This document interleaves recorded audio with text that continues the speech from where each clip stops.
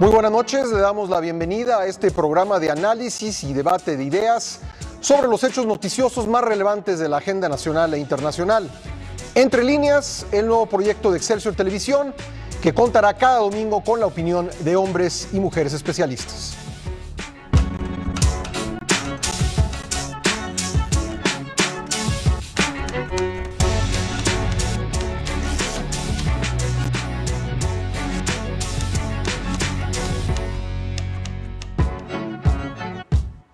Hoy se viven nuevos tiempos en la relación México-Estados Unidos, tiempos de la mayor crisis diplomática, al menos en la historia reciente.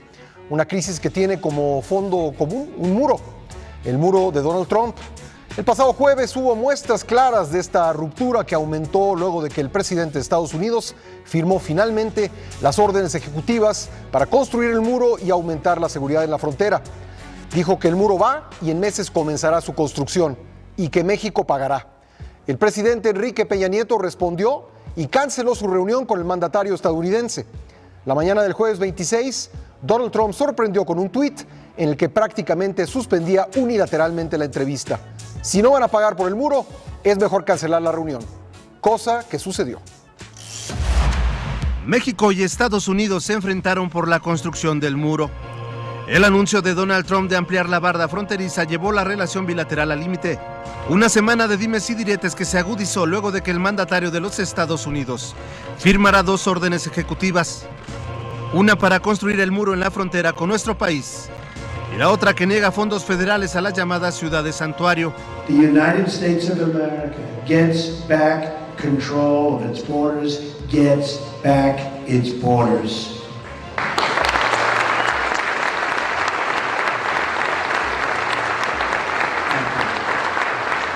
I just signed 2 executive orders that will save thousands of lives, millions of jobs, and billions of dollars.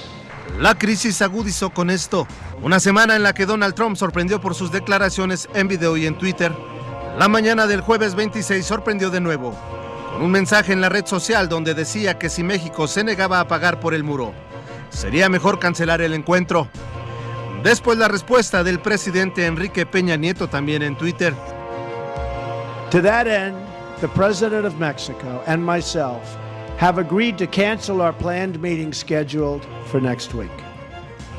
Unless Mexico is going to treat the United States fairly, with respect, such a meeting would be fruitless, and I want to go a different route. We have no choice. El mensaje ocurrió el mismo día en que terminaba la visita de los secretarios de Economía Ildefonso Guajardo y el secretario de Relaciones Exteriores Luis Videgaray, quien por la noche del jueves ofreció una conferencia de prensa desde la Embajada de México en Estados Unidos, donde señaló que el diálogo no se ha interrumpido. ¿Cómo nos sentimos? Nos sentimos orgullosamente mexicanos. Nos sentimos orgullosos de representar al pueblo de México y ese es el trabajo que vinimos a hacer aquí y ese es el trabajo que seguiremos haciendo. Nos parece desconcertante, decepcionante que la oportunidad que se tenía de tener un diálogo inmediato, apenas unos cuantos días después de la toma de posesión del presidente Trump y que estaba ya acordado, no ocurriera por las circunstancias que conocimos todos esta mañana, y así lo expresamos a la Casa Blanca. Y lo expresamos con mucho respeto, pero con toda claridad. Insisto, esto no es una estrategia de negociación. Este es un límite que no vamos a cruzar, porque se trata, insisto, de la dignidad del pueblo. El viernes 27, la tensión bilateral pareció aplacarse. Donald Trump y Enrique Peña Nieto dieron muestras de haber retomado el diálogo, tras una semana en que Estados Unidos y México parecieron estar al borde de la ruptura. Una conversación telefónica que ambos mantuvieron el viernes permitió recomponer un poco la relación maltratada por el presidente republicano. México dijo haber arrancado un compromiso mínimo que la Casa Blanca no confirmó: no volver a discutir en público sobre quién pagará el muro fronterizo.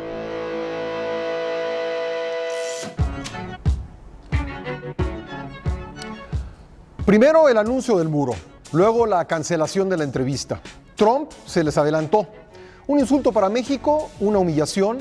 Hubo una reacción tardía por parte del gobierno mexicano en cancelar la reunión con Trump. La respuesta llegó tarde. México perdió la oportunidad de tomar la iniciativa diplomática. ¿Cómo debe actuar a partir de este momento el gobierno de Enrique Peña Nieto? ¿Cuál debe ser la postura en este escenario? Esta noche, para discutir esto, me acompañan Fabiola Guarneros, su directora editorial de Excelsior. Fabi, ¿cómo estás? Buenas noches, Pascal. Gerardo Galarza, director editorial adjunto de Excelsior. ¿Cómo estás, Gerardo? Bien, Pascal, gracias. Buenas noches a todos. José Carreño, coordinador de la sección global del periódico Excelsior. Pepe. Buenas noches, Pascal. Y José Buendía, columnista del periódico Excelsior. ¿Cómo estás, Pepe? Pascal, buenas noches a todos. ¿Cómo están? Bueno, vamos a comenzar con este debate. Gerardo Galarza, ¿se tardó el gobierno mexicano en cancelar la reunión? Sí y no, porque hubo un intento por lo menos de retomar el liderazgo en ese asunto. Creo que estaba claro. Hay quien cree que el señor Trump no es previsible, al contrario, es un político muy predecible, es un político, perdón, no un político, es un gobernante que no entiende nada de nada y entonces lo vuelve muy previsible. Antes había, y lo digo porque creo que no se está haciendo, esto que se llamaba la teoría de los escenarios desde el más óptimo hasta el más descartable, hasta el más catastrófico, y creo que esa fue la tarea que no, eso por lo menos públicamente no se ve que la haya hecho el gobierno mexicano. Parece que estaban esperando los tweets del señor Trump, lo cual sí nos pone una desventaja a México, al gobierno y a todos los mexicanos. Yo creo que hubo tardanza, se intentó recuperar y creo que de inmediato se vio cómo reaccionó con su nuevo Twitter el señor Trump, porque tampoco lo esperaba. México no es el mayor enemigo de Estados Unidos, entre comillas el enemigo, en este momento. Los argumentos que se están utilizando contra México se pueden utilizar fácilmente contra otros países. Hablan del déficit entre México y Estados Unidos, favorable a México, por supuesto, de 60,000 millones de dólares. China anda alrededor de 350,000 millones de dólares en ese mismo déficit, favorables a los chinos. Japón y Alemania están por encima de México, tienen unos déficits favorables. Entonces, creo que también está experimentando con México. No lo quiero decir tan gráficamente, pero como que él cree, basado en su experiencia televisiva, que México es el rival más débil. Sí.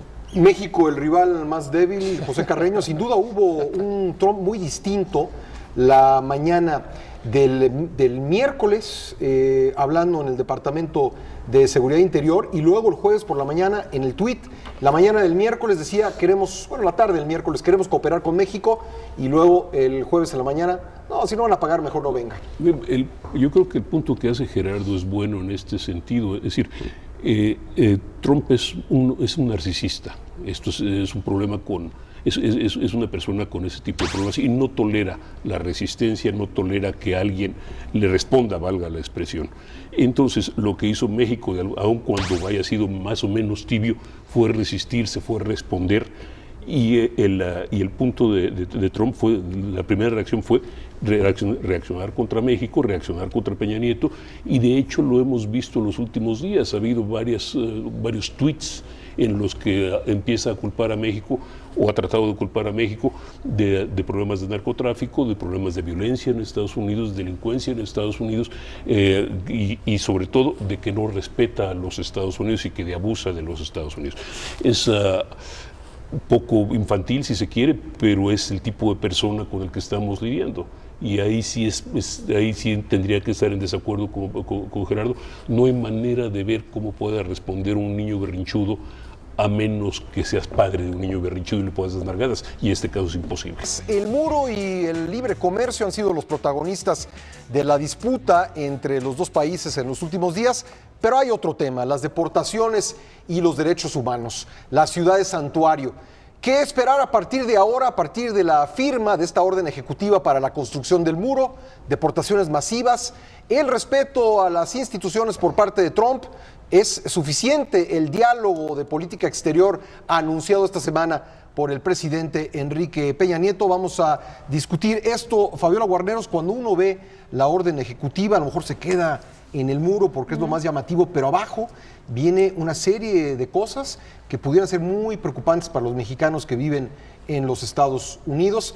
la posibilidad de que se den mayores deportaciones está fincada en quiénes son, de acuerdo con esta orden ejecutiva, los violadores de la ley. Antes, quienes cruzaban ilegalmente la frontera cometieron un delito menor, pero de acuerdo con esta orden ejecutiva también están incluidos entre los delincuentes, entre los criminales. Claro, porque Donald Trump lo que hace es poner lupa a todo el expediente que tienen, y que allá sí tienen una base de datos que ya hemos visto por lo de Wikileaks, que tienen nombres, datos, intentos de cruzar. Entonces ahí cualquier persona que haya cometido un, para ellos, ilícito, que es intentar cruzar la frontera, pasarse un alto, como dicen en inglés. Exacto, pasarse un alto, no respetar la zona peatonal, todo eso ya es una cuestión ilegal y un ilícito. Incluso la intención.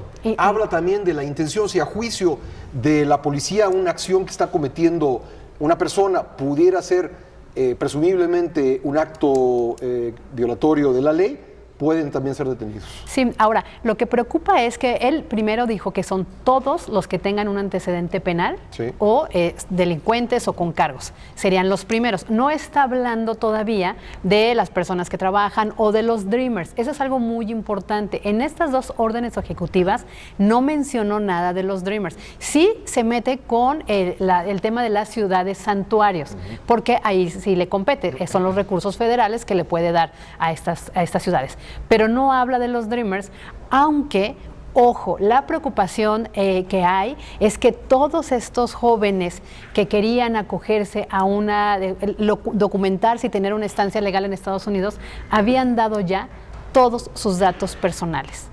Nombre, dirección, nacionalidad. Hay una base de datos. Hay una base de datos donde, perdón que lo diga, fácilmente los pueden cazar. Ahora, ese es el problema, José Carreño, de haber seguido Obama, el presidente Barack Obama, por la vía de las órdenes ejecutivas, quizá porque no hubo la posibilidad o la capacidad de sacar leyes en el Congreso, pero está replicando Donald Trump lo que hizo su antecesor, se está yendo con órdenes ejecutivas también en materia migratoria. Así es, aunque también, igual que su antecesor, está empezando a encontrar que no es tan fácil simplemente el hacer el decreto. En términos reales, por un lado, ciertamente, Fabiola tiene toda la razón, no ha hablado de los Dreamers, y de acuerdo con lo que se dice en Estados Unidos, al menos, lo que va a hacer simplemente es dejar que termine de llegar a los 21, a la mayoría de edad, para simplemente ir sacándolos, si es que les conviene, porque también esa es otra cuestión a discutir en el Congreso, que tiene mucho que decir en todo esto. Y en términos reales también, la otra cara de la moneda, no puede simplemente ejercer represalias contra la ciudad de Santuario, porque estaría también cometiendo un error en su contra. Por ejemplo, el caso de Los Ángeles, que ya dijo Eric Garcetti, el alcalde de Los Ángeles, dice, bueno, si nos quitan los fondos federales, una gran parte de esos fondos federales son para la protección del puerto de Los Ángeles, que es un punto estratégico para los Estados Unidos. Del terrorismo. Y entonces, a ver. Pepe, buen día. Parte de la dificultad que va a topar, con las que va a topar el gobierno de Donald Trump para deportar a los migrantes es que en las cortes de migración hay un retraso por lo menos de 1.5 años para las citas. ¿Cómo van a hacer? Tendrían que ampliar muchísimo el personal, aumentar el gasto, ya lo está haciendo en materia de vigilancia, pero ¿cómo va a lograr en los hechos llevar a cabo estas deportaciones masivas? Bueno, eso lo vimos ya en el gobierno de Barack Obama, podemos recordar, con los menores de edad, recordaremos que trataban se internaban en Estados Unidos, muchos de ellos a veces a un solos. ritmo de 1,000 al día, ¿eh? Exacto, y en donde uno de los principales problemas era justo la falta de personal administrativo para poder responder a esto. Pero además del asunto administrativo, creo que lo que estamos viendo en el caso de las ciudades santuario es justo cómo empiezan a emerger las tensiones y las dificultades con las que va a tener que toparse Donald Trump para llevar a cabo sus políticas. Y en este caso, la peor de las caras de la política racista y xenófoba que ha enarbolado. Y ahí están los casos, sí, de Los Ángeles, pero también de Nueva York, cuyos alcaldes incluso ante la amenaza de que el retiro de fondos de financiamiento del gobierno federal para los programas de migrantes, han dicho que que van a mantener sus políticas y van a mantener las medidas para evitar la persecución y la detención ilegal o los abusos contra los migrantes. Creo que ahí estamos viendo un ejemplo muy claro de que para Donald Trump, incluso dentro de Estados Unidos, su puesta en marcha de gobierno y sus principales políticas no van a ser un día de campo, sino que va a encontrar, y ya está encontrando, enormes resistencias internas, y que incluso, lo dejo para mi siguiente comentario, pero incluso creo que eso es lo que está explicando algunas de las iniciativas que está tomando.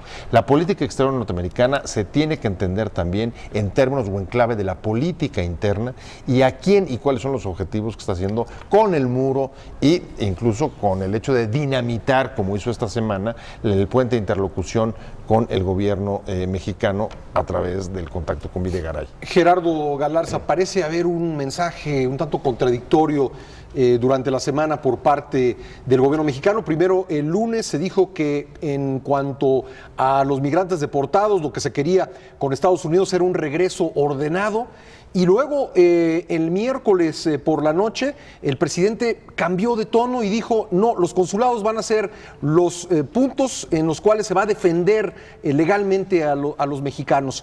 ¿Cómo entiendes tú estos dos mensajes en una misma semana? Es difícil de entender, por lo que decíamos al principio del programa, porque parece que no estamos preparados y debemos estar preparados para cualquier circunstancia. Sabemos bien, por razones obvias, razones geográficas y por otras históricas, Estados Unidos es un país de migrantes. Incluso la esposa del presidente Trump pues es una migrante, la familia de Trump ni siquiera se apellidaba Trump, es una familia migrante. Eso lo sabemos. Como sabemos que tenemos 3,000 kilómetros de frontera y que los migrantes en este momento, el mayor grupo de migrantes, pues naturalmente son mexicanos. Es probable que los sudamericanos, de acuerdo, estaba viendo cifras, todos los países sudamericanos sean mayor el número pero finalmente como país México es. Teníamos que tener también una política para eso. Ellos tienen una política de Estado, una política pública. Pero perdón que te interrumpa, también son los más fáciles de deportar. Por supuesto, sí. Por supuesto. Ellos tienen una política de Estado, una política pública, para allá iba, nomás que tú eres muy inteligente, te adelantas y conocedor de esas cosas. Ellos tienen sobre migración, Pepe Buendía lo decía, Obama es el presidente con mayor número de deportaciones en toda la historia de Estados Unidos, sobre todo de mexicanos, casi 3 millones en un año solamente. El muro lo hizo, el muro que existe, la mitad de la frontera tiene muro, 1,300 kilómetros, y hay muro, el muro que quiere Trump, ya está construido, lo empezó a construir Bill Clinton y se ha ido construyendo al transcurso de los años. Tienen una política pública respecto a la migración ilegal. Nosotros no tenemos lamentablemente una política hacia nuestros migrantes y por eso damos estos saltos. Evidentemente, bueno, primero ordenado porque estábamos reconociendo, aparentemente se veía que el gobierno mexicano se podía analizar, que el gobierno mexicano estaba reconociendo que los migrantes mexicanos estaban violando la ley de un Estado constituido y entonces pues ese Estado tenía derecho y es soberano para traerlos. Entonces decíamos, vamos a dialogar para traerlos ordenadamente. Después no, después decir los 50, 3 días después, los 50 consulados mexicanos, que es, caray, como 50 embajadas o embajaditas, pues, algunos consulados son más importantes que embajadas en países, embajadas mexicanas, van a ser auténticas defensorías de migrantes. Son dos políticas totalmente distintas. Y eso es cuando yo decía al mito que no estamos previendo qué escenario se nos va a presentar. Nos tenemos que adelantar, no para adelantarnos, sino para prever qué va a ocurrir. Es que aquí la planeación es inexistente, ya lo decía Fabiola también. Vamos a apostar por las deportaciones ordenadas, entonces tenemos que tener un plan para poderle recibirlos y reubicarlos y ¿dónde los vamos a darles dar trabajo? ¿Dónde les vamos a dar empleo? Y si no, si la estrategia va a ser legal, pues entonces tendría que tener una estrategia para defenderlos en Estados Unidos, que además los abogados de migración han tenido un buen récord defendiendo a los mexicanos. El problema es cuando no tienen defensa, Fabiola. Pero además, fíjate que a mí me cuesta mucho trabajo que el gobierno de un país, que es el nuestro, no esté preparado con varios escenarios. O sea, no solo tenemos que tener el A, el B, sino un C, un D y un E. Justamente porque no sabemos cuál va a ser la reacción de Donald Trump, porque reacciona por caprichos, ¿no? Y tenemos que apostarle no vamos a apostarle solo a un camino, es decir, repatriación ordenada, porque Donald Trump nos va a dar muchas sorpresas. Entonces tenemos que tener un plan para eso. Tenemos que tener un plan para cuando vengan todos aquellos que están en las cárceles. ¿Qué vamos a hacer con ellos? Tenemos que tener un plan para aquellos Dreamers que tengan que venir, pero les tenemos que ofrecer una preparación de calidad, un empleo de calidad, porque ellos son preparados. Y la tercera... Sí. ¿Qué vamos a hacer? Es que tenemos que tener un plan muy grande, porque ¿qué vamos a hacer con los empleos que se van a dejar de tener cuando Ford ya no invierte en México? Es decir, es un escenario el que México debiera prepararse grande, o sea, no solo en materia de migración, de deportación, sino económico, hacia dónde vamos a mirar y con quién vamos a fortalecer acuerdos comerciales. Tú hablas de planeación y a mí me llamó muchísimo la atención que en la delegación mexicana en Washington estaba el canciller, por obvias razones, el secretario de Economía por la importancia del Tratado de Libre Comercio y el jefe de la oficina de la presidencia. No había ningún representante de la Secretaría de Gobernación, que es la que lleva el tema migratorio. ¿Por qué? Yo creo que faltó esa pieza, era importante tenerla, no sé si no se discutió el tema, pero por lo menos creo que hubiera sido importante tener la presencia de alguien encargado de los temas migratorios, Pepe. Mira, perdón, yo quisiera aquí en este caso regresar un poco a lo que dijo Fabiola, que es bien importante, porque el antecedente inmediato son los expulsados, los Dreamers expulsados durante los últimos 4 o 5 años, que muchos de los cuales tienen estudios preuniversitarios o universitarios de hecho, que no han sido reconocidos en México por la renuencia de las propias universidades mexicanas, no tienen sus posibilidades de empleo, se reducen literalmente a los centros de llamados telefónicos internacionales o temas muy limitados, o no los ven con confianza en lugares que supuestamente son de origen. Entonces, si no estamos preparados para eso, ¿cómo vamos a estar preparados para recibir a lo que pudiera ser una marejada de personas? No creo que ocurra tan fácilmente, pero viene. Y no solo de Dreamers. Por lo menos al mismo ritmo, ¿no? Y no solo, ¿cómo viste la ausencia de un funcionario de migración en la delegación mexicana? Pues yo creo que muy relevante, porque justo lo que está reflejando, digamos, la arquitectura de de la misión que iba, o el equipo que iba a negociar, pues está demostrando pues que o está reflejando que los objetivos y la planeación, o lo que queremos o lo que pretendemos, no es tan clara, porque tendría justamente que plasmarse en las gentes que tendrían que haber estado en ese encuentro. ¿Qué es lo que creo? Y ahí retomo lo que decía Fabi sobre la planeación y la construcción de escenarios. Eso es en buena medida lo que está en nuestras manos.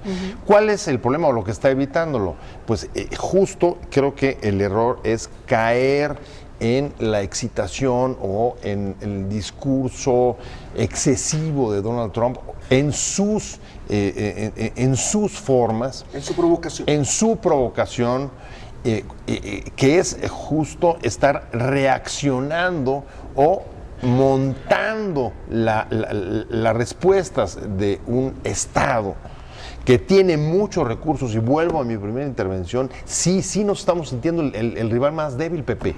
Claro que nos estamos, aunque no lo seamos, pero sí nos estamos sintiendo. Nos estamos sintiendo porque tenemos instrumentos a disposición del gobierno mexicano para buscar justamente encauzar el conflicto y evitar estar respondiendo a los tuitazos que nos ponga el presidente de Estados Unidos. Eso, en cierta forma, aunque es problema del país, es problema del gobierno, es un problema de un gobierno que no ha sabido llevar las relaciones con los Estados Unidos, en los últimos 4 años. Absolutamente, ahí estamos de acuerdo.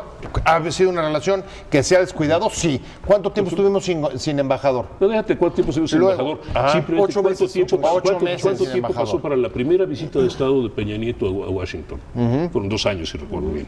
¿En cuánto tiempo tenían los 10 objetivos de la negociación después de los traspiés que se habían dado antes? No, estuvimos en la zona de confort, ¿no? Pero, absolutamente. Tuvimos 3 o 4 subsecretarios de Relaciones para América del Norte. Estuvimos por ahí, sí, coincido con Pepe. El gobierno mexicano. El gobierno mexicano estuvo en la zona de confort. Digamos, había ya un modelo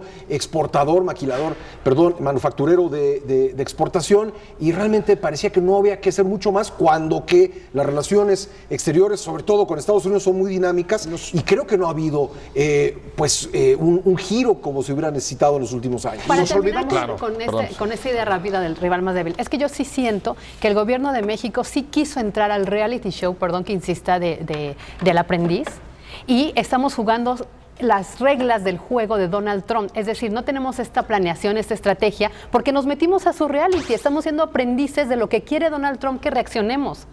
Por eso no hemos tomado la batuta de nuestras propias acciones y A decisiones. ver, coincido plenamente y hay un ejemplo. Ustedes son muy elegantes en el lenguaje. Nada más un detalle, nada más un ejemplo sobre eso. ¿Cómo se puede haber reaccionado? Esta semana, después del tuit sobre el muro de Donald Trump, diciendo además lo van a pagar, a ver, el gobierno mexicano podría haber generado, no un tuit, que es como contestó Peña Nieto diciendo que no iba para allá, en la misma lógica que él, sino a través de una nota diplomática, expresando el extrañamiento por la construcción de un muro y además la ofensiva de querer que lo pagues tú, y en ese mismo contexto decir que esa es la razón por la que no vas, pero a través de los canales diplomáticos. Claro. O sea, todo, si no, en efecto, estás entrando al juego que él está poniendo. Sí. Pepe Buendía y Fabi son muy elegantes en ponerlo en ese lenguaje. Pongámoslo en el lenguaje futbolero. México está reaccionando, el gobierno mexicano, como dice Pepe Carreño, está reaccionando al bote pronto, a cómo nos viene el balón. No tenemos nada, ninguna planeación, no tenemos ningún escenario, ni siquiera se nos ocurre. Un buen diplomático, perdón, le digo, estamos en proceso de aprendizaje, se dice ahora, pero un buen diplomático conoce una nota diplomática, sabe cuáles son los canales. Es más, una buena diplomacia que, como dices tú, ha estado, todavía no nos damos cuenta que seguimos allí en un estado de confort, pues era que ya hubiera establecido relaciones con los gobiernos de otros países a los cuales tenemos que acercarnos. Yo no sé si el gobierno mexicano, a mí sí me gustaría saberlo, si ya tiene en este momento, si ya ha platicado con representantes, no digo que con los presidentes ni los primeros ministros, representantes de la Unión Europea, de China, de Alemania, en fin, países de propio Rusia, sí, que tiene tan buena relación ahora entre los presidentes de Estados Unidos y Rusia, si ya lo hicimos o si vamos a esperar a que venga otra situación y tengamos de nuevo, nos llegue el balón y a bote pronto tenemos que votar. Uno de esos bote prontos es hablar de la diversificación. Fue uno de los mensajes que se dio en el pronunciamiento sobre política exterior, y desgraciadamente lo primero que hace el país es suspender la visita o la presencia del presidente Enrique Peña Nieto en la reunión de CELAC, donde están todos los países de este continente fuera de Estados Unidos y Canadá. Vamos. Lunes 23, el gobierno de la República presenta sus prioridades en materia de política exterior en la residencia oficial de Los Pinos, y uno de los puntos que se presenta es que en la actual coyuntura, en la coyuntura de Donald Trump en la Casa Blanca, México tiene que pensar en la diversificación sobre todo comercial. El día martes debía partir el presidente de la República a República Dominicana para la reunión de CELAC, el organismo que integra a todos los países del continente salvo Canadá y Estados Unidos. Ese mismo día partían a Washington los enviados del gobierno mexicano, encabezados por los secretarios de Relaciones Exteriores y de Economía, y en la noche es cuando Donald Trump, ese martes en la noche, pone el tuit diciendo que el muro va, el muro se construye. Miércoles se anuncia, pues de manera inesperada, bueno, el propio martes, el martes se anuncia de manera inesperada, a media hora de tomar el avión, que el presidente no va a CELAC. ¿No hubiera sido mejor vivir todos estos hechos el miércoles en República Dominicana, arropado por, me parece, 18 jefes de Estado y de Gobierno, Pepe Carreño? Mira, sí, probablemente hubiera sido mejor, aunque tal vez con la tibieza de la reacción inicial no lo sé, ¿no? Es decir, pero sí hubiera sido mejor estar ahí. Primero, porque existe la posibilidad y la necesidad de diversificación, pero es una diversificación, Pascal, de la que se ha hablado durante 30 y tantos años, 40 años, y no se ha hecho nada. Seguimos dependiendo del mismo cliente. Y que no es fácil, porque le vendemos 77% de los autos que producimos a Estados Unidos, no nos los va a comprar Angola, ¿no? Es decir, si perdemos ese mercado, diversificar, como dice Pepe, llevamos 30 años de discutir esto, no vamos a poderlo hacer en un año, Pepe, buen día. Pues sí, es que creo que las cosas se planean, en efecto, cuando te quitan, digamos, en la zona de confort del modelo en el que te has asentado los últimos 20 años, hay que construirlo, y eso pasa por establecer objetivos muy claros. Pero en cualquier caso, aunque se trate la palabra diversificación de un tema muy sobado de los últimos 30 años, sí estaba la posibilidad de haber estado en CELAC, porque si no, la otra pregunta es, ¿y por qué no pudo ir? ¿Se quedó aquí? Es que no está, ¿Se quedó no, aquí? no ¿El está Estado de México? respondida esa ¿Cuál pregunta. era? ¿El Estado de México? Problemas de ¿Quedarse agenda, para se dijo. conducir el destape en el Estado de México? Pero es uno ¿O de cuál los era? clásicos problemas de comunicación de este gobierno. Problemas de agenda no dice nada. Es decir, Agenda interna. Yo creo que deberíamos de tener ante esta circunstancia en que todos estamos buscando respuestas, tendríamos que tener una idea más clara de por qué no se fue a CELAC. Yo coincido en que debemos diversificar y voltear a ver otros mercados, pero sí yo no creo que, conociendo este gobierno y la forma en cómo está actuando, si se hubiera ido a Santo Domingo y le hubiera agarrado ahí los 2 decretos de Donald Trump cuando recibe a Videgaray y a Guajardo, no hubiéramos sabido cómo reaccionar, ¿eh? Te lo juro por Dios, te lo juro por Dios. Entonces sí, yo no, Pepe, que yo no creo que, o sea, es un error pero no haber ido, pero la posibilidad de lograr adhesiones, de lograr solidaridad, incluso Evo Morales tuiteó a los mexicanos que debemos voltear más hacia Latinoamérica. Para ese día, en esa mañana, él todavía estaba jugando el juego de Donald Trump. Él todavía, el gobierno me refiero, el gobierno de México todavía estaba, perdón que lo diga, de ingenuo, pensando en que Videgaray y Guajardo iban a lograr un buen acuerdo. ¡Qué bueno que no fue! Qué bueno que no fue, qué bueno que escuchó los twitters de la sociedad, de verdad. Pero a ver, ni siquiera ese argumento es concluyente. Yo coincido, buena parte del error ha sido fincar las esperanzas de una negociación, de convencer a Donald Trump a partir de la interlocución que un alto funcionario mexicano, ahora canciller, puede tener con el yerno. Es un poco absurdo cuando se trata de relaciones de entre naciones. Sin embargo, incluso en términos simplemente, digamos, de ir tratando de construir una imagen distinta, apoyando ideas como la diversificación. En el caso de México, no. Cuando dice problemas de agenda, ¿qué había en México para quedarse? ¿Qué había? ¿Por qué se quedó? No lo sabemos. ¿Por el no Estado de México? No a ver, sabemos, ¿qué pasó esta semana tan grave que lo retenga? No, bueno, ese día se descubrió la grieta en Xochimilco.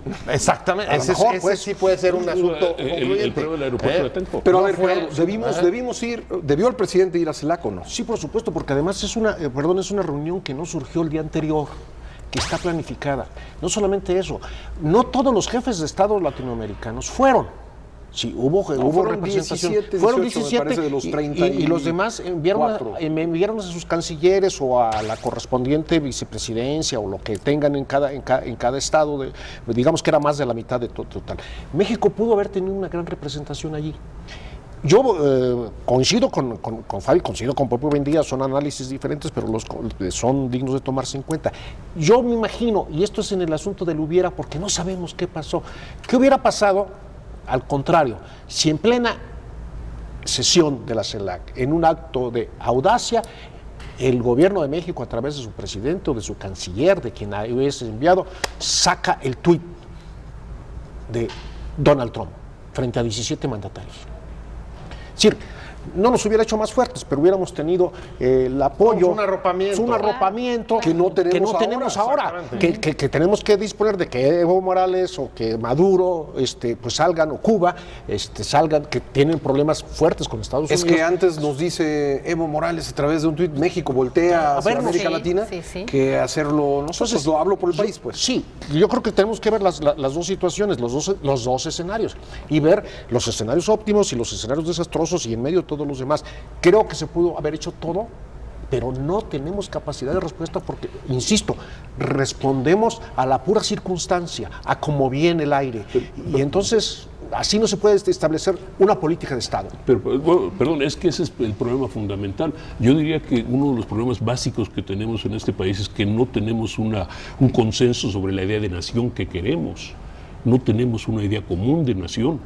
No tenemos tenemos un nacionalismo literalmente futbolero, pero no tenemos, es decir, si no tenemos ese consenso, ¿cómo vamos a vamos a tener un consenso de política exterior?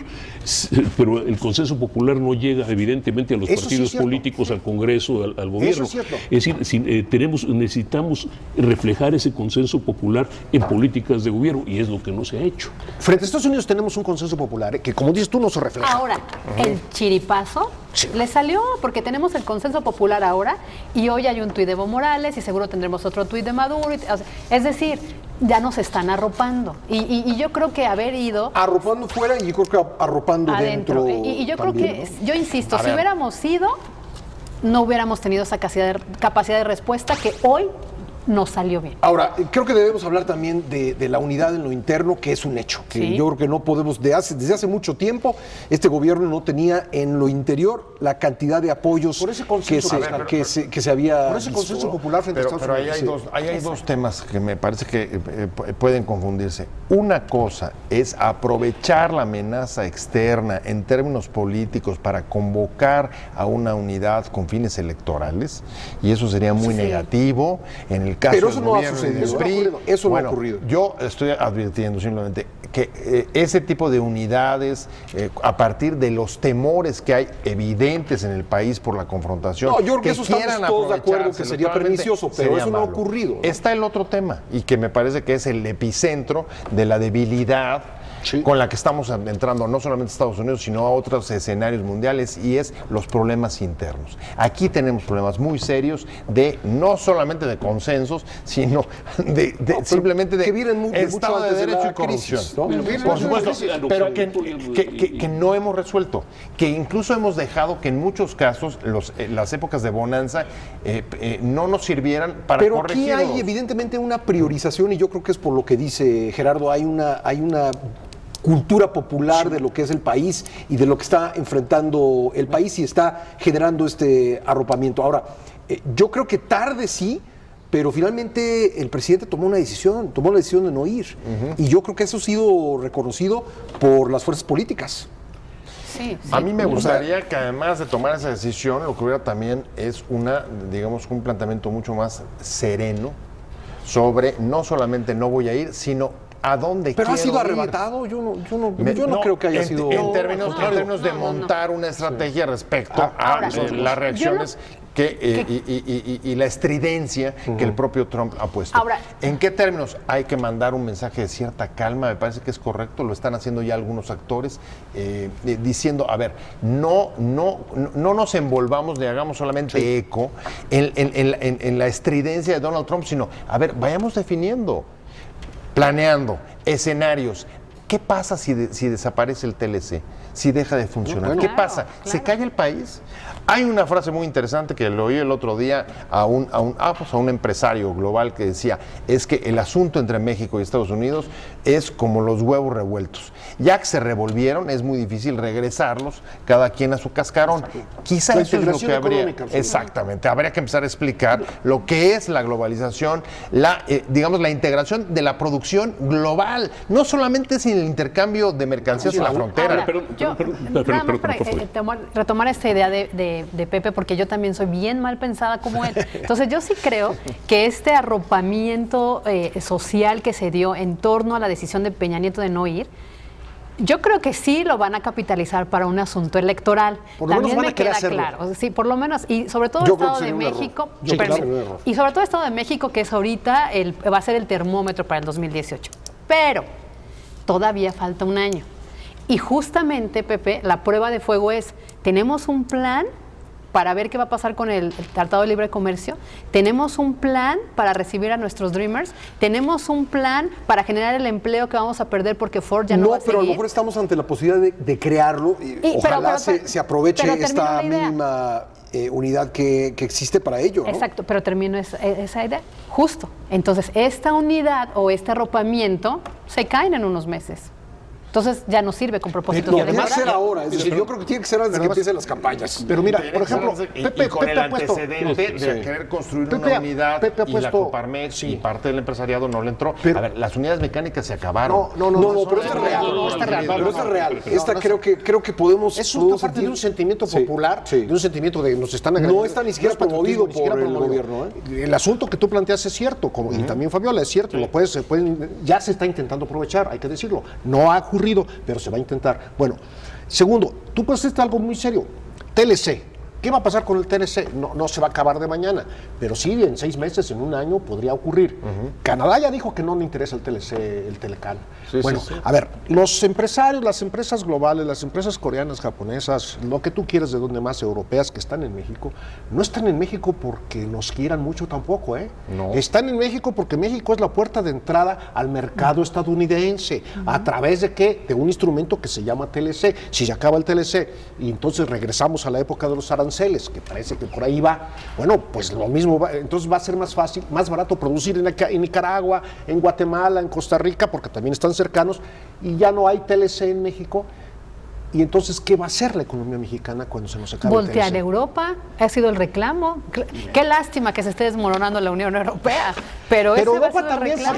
Pero también tiene problemas económicos. Sí. ¿no? Y además nos ven a nosotros en función de que somos también puerta de entrada a Estados Unidos para los productos Es que europeos. yo creo que el problema es que no hay en este momento un sustituto al mercado estadounidense como lo que hemos tenido. Bueno, Exacto. Hay que construirlo. Ni Brasil. Pero a lo mejor esta coyuntura, no sé cómo ven ustedes, pero a lo mejor esta coyuntura es como con el petróleo.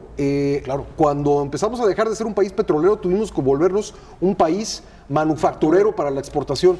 Si dejamos de hacer esto, vamos a tener que encontrar alguna otra cosa y a lo mejor esto puede servir en lo positivo para mover las cosas del país, hacer la tarea que no hemos hecho. A ver, estoy de acuerdo, pero déjame ponerlo en términos de esta pregunta. A ver, que desaparezca el TLC implica que desaparecería también la zona regional de América del Norte. A mí lo que más me importa es que América del Norte... la geografía. A ver, no estoy hablando de la geografía, estoy hablando de la enorme interacción que hay entre las economías y que las inversiones, por ejemplo, en la industria automotriz, se planean y se cambian y se quitan con muchos años. No son de un día para otro. No son inmediatas, así como, cayó el muro, se va el TLC, nos llevamos todo para un lado y todo para el otro. No es cierto. Incluso hay sectores que no son manufactura en Estados Unidos que se han beneficiado con el TLC, los productores de maíz de Iowa. Esos productores, si de repente México le pone un arancel para responder, esos productores que son base electoral de los republicanos van a brincar. No, van a ser su propia ciudad santuario. Sí, claro. Del maíz. Defendiendo del maíz para defender sus... Ahorita, el drama que tenemos ahorita es que en alguna manera estamos esperando que los adultos lleguen en el gobierno de Estados Unidos a decir a los niños, oye, abusados, ten cuidado con lo que estás haciendo. Yo quisiera relatar muy rápidamente una anécdota del 85, otra gran crisis. El asesinato de Quique Camarena. William von Raab, al director de aduanas de la época, cerró la frontera para presionar al gobierno de México y el secretario del Tesoro de entonces, James Baker, lo llamó y le dijo, señor, cuando usted pretenda declarar la guerra a otro país, avíseme primero porque los productores de Texas, los comerciantes de Texas están aullando.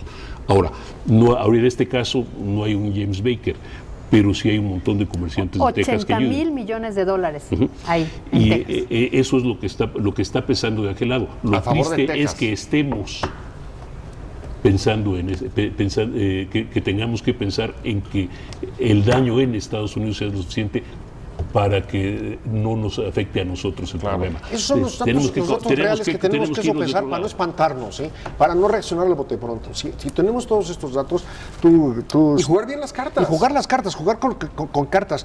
Parece que nosotros no jugamos cartas, parece que somos los apostadores. No, somos los apostadores que llegan de todo o nada, que llegas a jugar daditos, y pones todo al 7 y vámonos, se acabó. ¿no? Entonces, yo creo que hay que sentarnos para concluir. Y a eso suma la improvisación. Improvisación en la integración, por ejemplo, lo decías tú, de la delegación mexicana que va a Washington. No está el secretario de Gobernación. Es inadmisible. ¿No? ¿Dónde está la Secretaría de Migración? Pues está en Gobernación y no está. Y porque hay una rivalidad político-electoral. ¿Sí? Tal cual. Pues llegamos al final. ¿El canciller es un experto en relaciones exteriores? De veras, yo pregunto. Dicen que era el secretario. Pero no llegó por eso, no llegó por eso. Llegó en concreto por la interlocución. Y sobre eso es lo que tendríamos de momento que hacer el juicio. Muchas gracias a nuestros panelistas, gracias a ustedes en casa. Esto ha sido Entre Líneas, un nuevo programa de Excelsior Televisión. Nos vemos aquí mismo, en este canal, la próxima semana, el próximo domingo. Muchas gracias.